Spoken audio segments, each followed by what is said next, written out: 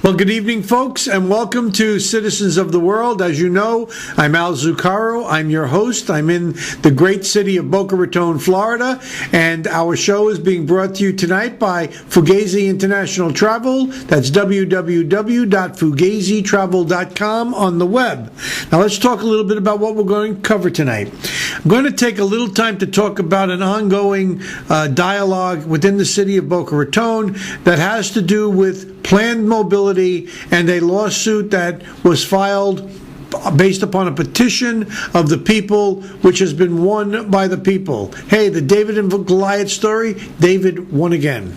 Then we're going to go on, and we're going to have Tony Macaluso take us on another stop around the world, talk about wherever he is and whatever he's doing this week. We're going to visit Brazil. We're going to talk about cross-trade opportunities and cross-investment opportunities. We're going to have a little commentary with regards to the DREAM Act and a position that has been announced by the former governor of the state of Florida, Jeb Bush. And then finally, we're going to close the show out with a whimsical kind of opportunity out of Britain on the Britain's Got Talent, and we're going to show you an amazing episode that took place a couple of weeks ago. So we'll be right back, folks, and we'll look forward to you enjoying the show. We are, all of us, the residents of a swiftly shrinking globe, where what was once local is fast becoming global, and our decisions and opinions resonate well beyond our own borders. Join me each week, your host, Al Zucaro, from the epicenter of the Western Hemisphere, Boca Raton, Florida, in sunny South Palm Beach County, for a pointed look at politics, immigration, culture, and what it means to be a citizen of the world. Well, folks, I want to take a moment now and tell you that the rest of this show is being brought to you by Palm Beach Regional Center. That's www.palmbeachregionalcenter.com. We're going to now break, and we're going to have Tony Macaluso give us his observations with regards to real estate and real estate activities here in South Florida and around the world. Take it away, Tony. Thank you. Hi, this is Tony Macaluso. Al, thank you very much. I just thought I'd depart from what I usually do and talk about some of the things that's going on right here in Florida. We are in what I consider to be a mini recovery. Some of the materials I'm going to cite to you were done by one of the leading economists here in the United States. He was the national economist for the National Association of Realtors for about 10 years, and more recently has moved to Florida and is working with the Florida Realtors to do analysis of what's going on. Some of the stats are what's going on in the recent year is, number one, sales and pending sales have been consistently up. Even the Palm Beach Post in June had a front page news article that said there were increases in home prices 5 months in a row. As a matter of fact, it's been way more than 5 months that prices have been increased, but it was the first time the Post deemed that it was important enough to let the public know that things are not looking as grim as some of the pundits perhaps have led them to believe. The number of listings on the market has fallen very sharply. Inventories are down. The supply of lender-related properties has actually stabilized. We don't see the volumes of foreclosures and short sales that we did just a couple of years ago when we were in the deepest part of our financial calamity. And there are now multiple offers surfacing, which we haven't seen in 5 years. As the market tightens, some areas are seeing several offers coming to the table at the same time. In terms of closed sales, we are closing about 15 to 16,000 sales now. That is sharply up from where it was. In fact, through July, we were closing at the rate of about 18,500 sales, which is markedly up from where it was in the past. In terms of pendings, both for condos and single families, they are up. There is some issues in the condo market, of course, because of the maintenance issues and delinquencies that have made that a little bit hard to deal with. Now, from 06 '08, where we had a tremendous amount of inventory. I've mentioned on previous programs that we had some 30,000 condo units, for instance, in Miami that were on the market right as we hit the wall in 2007. And in 2008, we were sitting on an enormous amount of supply. As a matter of fact, the supply was about 26 months, which is over 2 years' supply at the rate it was being absorbed at the time. Well, here's the good news and bad news. If you're in the housing market, that supply of inventory has declined to the point where we have about 5 months inventory right now, and it's continuing to shrink. And unless there's more product coming online, and for the first time we've actually seen home builders, that have actually started rebuilding again for projects that have been approved, and even putting in additional products for future consumption and building activity. In terms of new listing activity, again, it has shrunk considerably. We were at about 20,000 units. We are now down closer to about 11,000 units in new listing activity. And what's driving all of this? Well, number one, employment is actually up, despite everything that's been seen, although I did see a report just recently that we are now under 8%. But it is not uniform across the entire United States. There are areas where we still see pockets of unemployment very high, and other areas which are actually below. For instance, Ohio is actually below the national average and has been for about a year. So with employment up, that has an effect on people's confidence in buying houses. Lenders have climbed up the learning curve in figuring out how to dispose of assets that they have acquired because of foreclosure, and are making it a little simpler for those of us in the real estate business who are trying to do business with them. Household wealth has been restored. Now, some of you are going, well, what do you mean my house hasn't gone up that much? You're right, your house hasn't. However, when our president took office 4 years ago, the stock market was at 6,500. When I just looked today, we are over 13,600, which means the wealth in the stock market has returned. So people do have resources now that they didn't have just a couple of years ago, and that has an effect on what people buy and whether their mind is predisposed to thinking about real estate again. And also, having suffered that calamity where it was up that high and went down that low, that maybe diversifying their portfolio and investing in real estate is probably a good thing.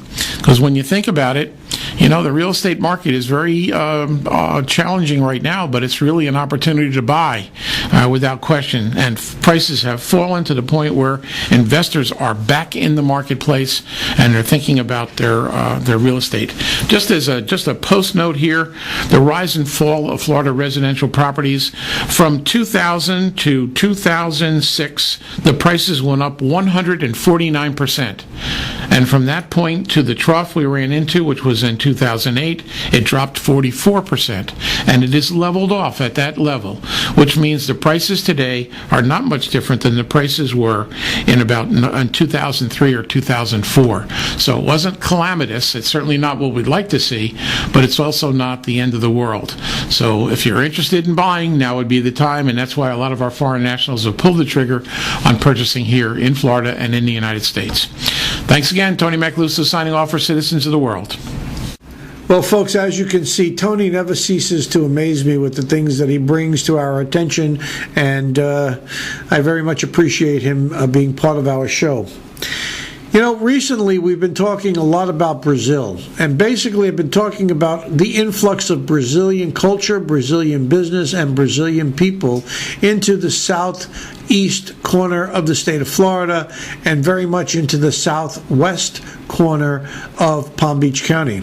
The Brazilians are finding their way here, and they are influencing a lot of things in terms of business and culture and particularly here in Boca Raton. If you remember, just a few weeks ago, we had a major Brazilian event where the Consul General from Miami came up and celebrated the Brazilian Day here in Boca Raton. But one of the things I also talk about is international trade, and I talk about immigration. And the bottom line is we see a lot of stuff going on with regards to immigration, with the visa waiver program, and we also see a lot of investment coming from Brazil into South Florida.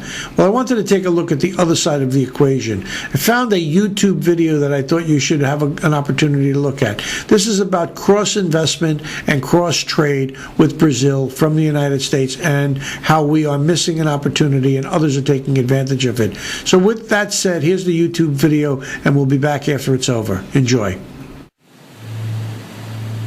Here in Pernambuco, in northeastern Brazil, one of the country's most backward regions is experiencing an enormous growth spurt. Brazil's government and foreign investors have poured billions into Pernambuco. They've created sprawling food factories, new auto plants, even a gigantic seaport. The region is booming. And flying over it all last month with a small camera, I couldn't help but wonder if the United States was missing out on a big opportunity. I arrived in Pernambuco in mid-September, and the local governor's office offered me a helicopter tour of the region's industrial expansion. The view reminded me of what America's industrial Midwest must have looked like in the 1950s. But here's the problem. The largest investors here are European companies, not American ones. Between 2004 and 2011, 9 American companies invested $244 million here, according to Brazilian officials. During that same period, 24 European companies invested more than $4 billion. First up was the site of a future Fiat plant. By 2014, this sugarcane field will be a factory that produces 200,000 cars a year. And here's a plant run by Unilever, Europe's equivalent of Procter & Gamble.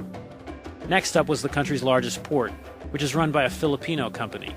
40,000 Brazilian workers are constructing a $13 billion refinery to process oil discovered off the coast. A shipyard is building tankers to move that oil. Then there's a vast industrial park where Chinese, Spanish, and Mexican multinationals are riding the Brazilian boom. American companies aren't completely absent. Kraft just built a state-of-the-art $80 million manufacturing plant here. It turns out Brazilians love Oreos and Tang. Over the last decade, Brazil's middle class has swelled to more than 50% of the population. That's 100 million people, or tens of millions of potential customers for American firms. But doing business in Brazil is not easy. Gaining a foothold is extremely frustrating. It is costly and requires patient, long-term investment. European firms have done just that. There are exceptions, but many American managers eager for short-term profits have stayed away from Brazil's thriving Northeast. That is a missed opportunity. Exporting to Brazil's growing middle class is one way to revive America's economy. Well, folks, we're going back now a little bit to immigration. This segment will be brought to you by my law firm, www.alzucaro.com, on the web. And the reason I want to go back now is I want to talk about this deferred action program for the Dreamers. If you remember the DREAM Act, it's about people that are under 30, came here when they were prior to their 16th birthday, have X amount of years logged, are high school graduates in the military service, etc., etc. Well, immigration has been such a minor element with regards to the presidential debates. I thought it would be an interesting to look at where we are with the most controversial issue, and that's with the Dreamers. And so I found an ABC News Univision slot that talked about Jeb Bush. Now, Jeb is a former governor of the state of Florida. I am a big proponent of Jeb's. Jeb is very immigration oriented, and he has taken a position that if Governor Romney wins the presidency, he should not discontinue the DREAM Act. He should keep the DREAM Act moving forward while he explores new legislation to take care of the immigration problem of this country. Interestingly enough, immigration has only been a side topic during the debates, not very helpful, not very useful, but in this case, I tend to agree with former Governor Bush, and I hope that our next president, Governor Romney, will follow his advice. Now, with that said, You can take your own opinion on that, but you can look at the AILA national website. The date is, this one is found on the October 19th edition, and it's a commentary with regards to ABC News and Univision. And the headline is, Jeb Bush says Romney should continue DACA if elected. With that said, folks, I'll let you formulate your own opinion, and we're going to move on right now. We're going to go into K&K. Kudos and KOs. I'm going to bring the show to sort of an end on a whimsical note. Out of Britain comes an incredible act under the banner, Britain's Got Talent. America's Got Talent. Britain's Got Talent.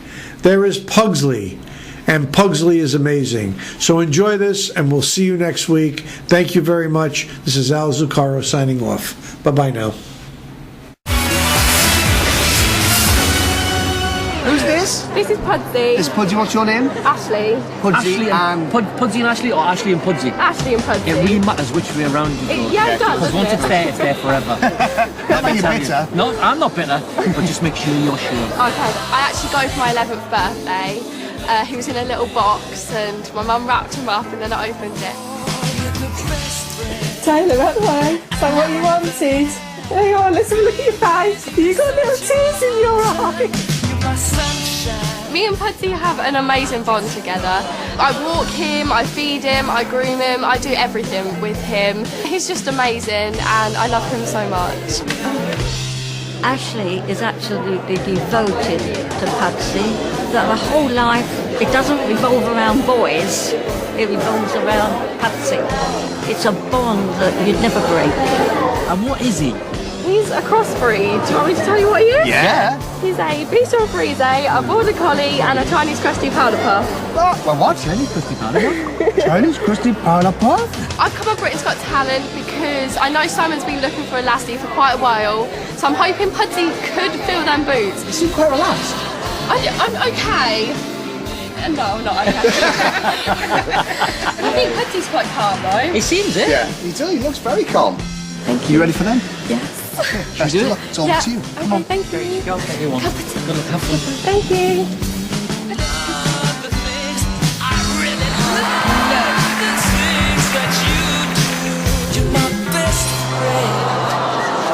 Good boy. Hi, Hello. how are you? I'm fine, thank Good, you. right, introduce me please. I'm Ashley, and this is my dog Pudsey. Pudsey. Pudsey, yeah. He's gorgeous. How old is he? He's 6. Okay, so tell me about the two of you. When did you first meet? My mum gave him to me for my 11th birthday. Okay, and how old are you? I'm 16. Okay, so you're at school. Yeah. Okay, so where do you see the two of yourself if you were to win this show in a few years' time? I'm looking for Oscars. Do you think your dog and you could win an Oscar? Yes. Oh, he has pricked up at that, look. Yeah, he's heard Oscar. He's like, yeah. Good. Best of luck. Thank you. Pudsey, come on, Puds. Good boy. Ready? He's a cute little thing, isn't Good he? boy. Ready? Sit. Right. Head down. Right. I want him.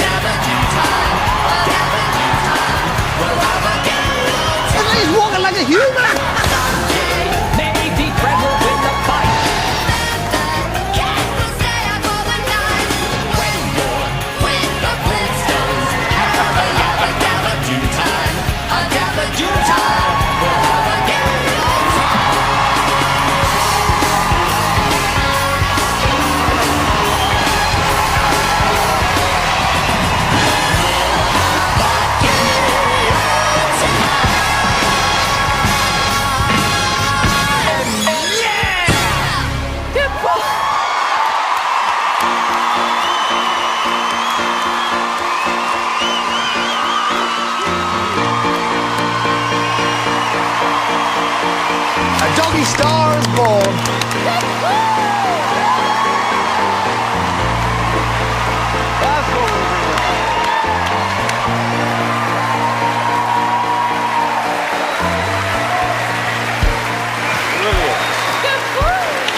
Brilliant. Alicia. You and Pudsey are adorable. I've been dying to see a dancing dog. That was fantastic. Thank you. Well done. Good boy. Everything about that was brilliant. Chemistry between the two of you. I was completely blown away. You know me, I love a dancing dog. I do. And Pudsey's one of the best dancing dogs I've ever seen.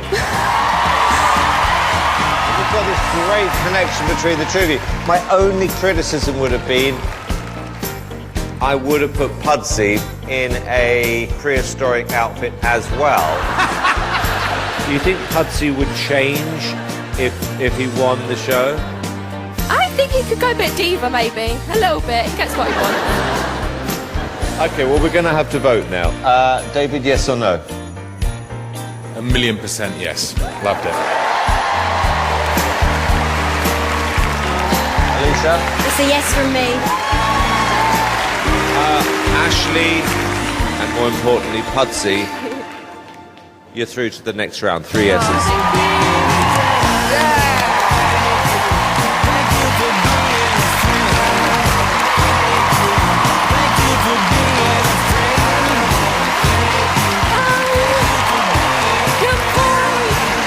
That's amazing.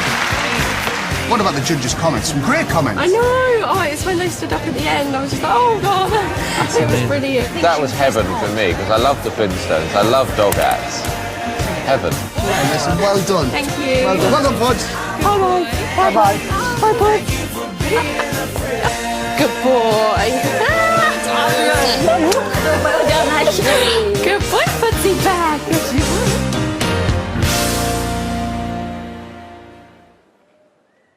Well, folks, I want to take a moment now and tell you that the rest of this show is being brought to you by Palm Beach Regional Center. That's www.palmbeachregionalcenter.com. We're going to now break, and we're going to have Tony Macaluso give us his observations with regards to real estate and real estate activities here in South Florida and around the world. Take it away, Tony. Thank you. We are, all of us, the residents of a swiftly shrinking globe, where what was once local is fast becoming global, and our decisions and opinions resonate well beyond our own borders. Join me each week, your host, Al Zucaro, from the epicenter of the Western Hemisphere, Boca Raton, Florida, in sunny South Palm Beach County, for a pointed look at politics, immigration, culture, and what it means to be a citizen of the world.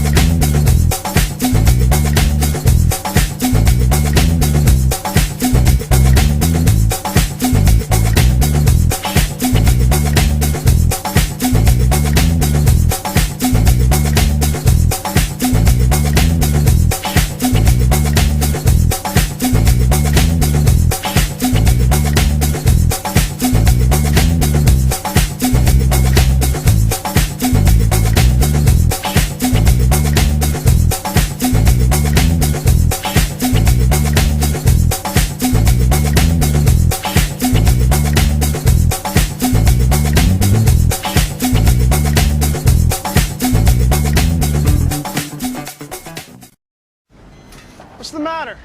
Trouble with a car insurance claim. Claim trouble. You should just switch to Allstate and get their new claim satisfaction guarantee. Hey, he's right, man. Only Allstate puts their money where their mouth is. Yep.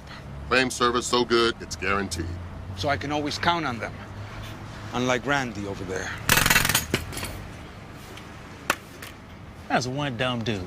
The new claim satisfaction guarantee. Dollar for dollar, nobody protects you like Allstate.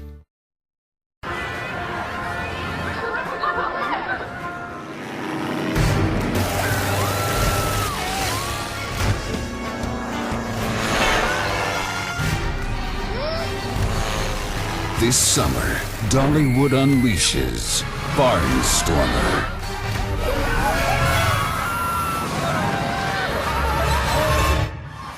Fly by the seat of your pants. Wow, what was I thinking? This hurts. Oh no, girls. Keep it cool, eye contact. They see me. They see me. Ow, ow, ow, ow, ow, ow, ow, ow, ow. What? You've got a mommy tattoo. Ow, ow, ow. Am I crying? I'm not crying. Am I crying? Sweating on the inside? Handle it on the outside with new Speed Stick Power. I love her so much. Speed Stick, don't sweat it, handle it. Universal Studios is a lovely place to be. Am I really close to the camera? I'm really excited. It's my time, it's my life. I can do what I like for the price of a smile.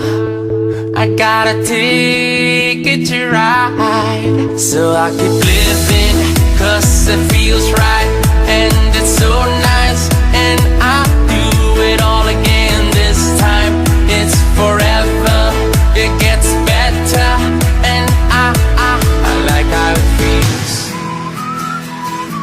I like how it feels. I like how it feels. I like how it feels. I like how it feels. I like how it feels. So just turn it up, let me go. I'm alive, yes or no, never stop. Give me more, cause I like how it feels. Oh yeah, I like how it feels. You know I like how it feels. Oh yeah, I like how it feels. Show me love, make us one. Let's make a beautiful world. Take my hand, it's alright, cause tonight we can fly, so we keep living, cause it feels Universal Studios!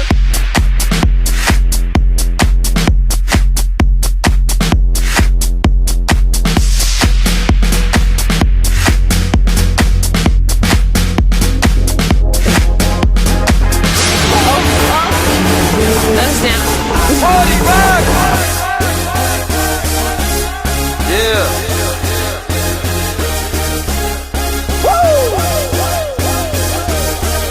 Let's go. Party rock is in the house tonight. Everybody just have a good time. Yeah. And we gon' make you lose your mind.